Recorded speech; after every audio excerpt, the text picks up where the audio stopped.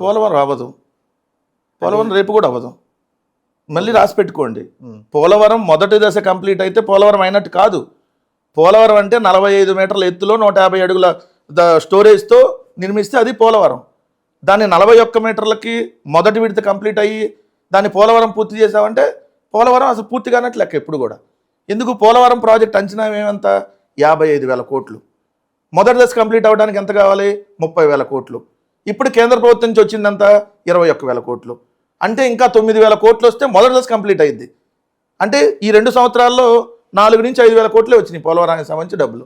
అంటే సంవత్సరానికి ఇంకో 3-4 వేల కోట్లు వస్తాయి. అంటే ఇంకో 2 సంవత్సరాలు అయితే మొదటి దశ ఏమన్నా కంప్లీట్ అయ్యిద్ది. ఇంకా 20,000 కోట్లు కావాలి, సరే 25,000 కోట్లు కావాలి. ఇంకా 55,000 కోట్లు, 30,000 కోట్లు మొదటి విడత.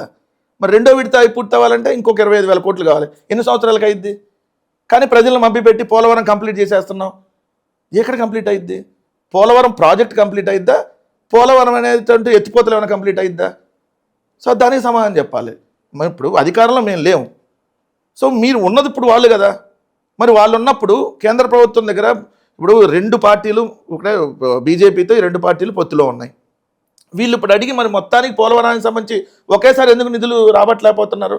మేము ఉన్నప్పుడు 12,000 కోట్లు అమౌంట్కి ఒకేసారి మేము తెచ్చుకోగలిగాం.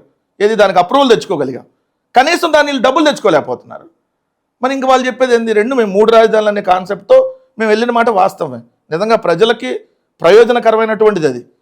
కానీ దాన్ని న్యాయస్థానాలకు వెళ్ళి అడ్డుకున్నారు.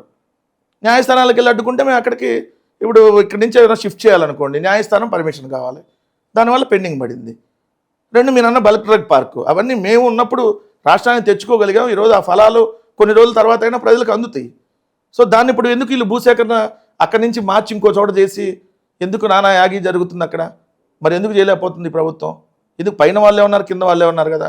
సో మా మీద రూమర్లో విమర్శలో ఖచ్చితంగా చేస్తారు. ఎందుకు అపోజిషన్ పార్టీగా చేయకుండా ఎందుకుంటారు వాళ్ళు? రెండోది ఏంటంటే వాళ్ళకి 2 పత్రికలు, ఒక 10 శాటిలైట్ ఛానళ్ళు, ఒక 500+ యూట్యూబ్ ఛానళ్ళు, ఒక 1000కి పైగా మీమ్ పేజీలు, నెల నెల శాలరీలు ఇచ్చి పెంచి పోషిస్తున్నటువంటి జర్నలిస్టులు, అలియాస్ జర్నలిస్టులు ముసుగులో కొంతమంది ఉన్నప్పుడు ఎక్కువ కనపడతా ఉంటుంది.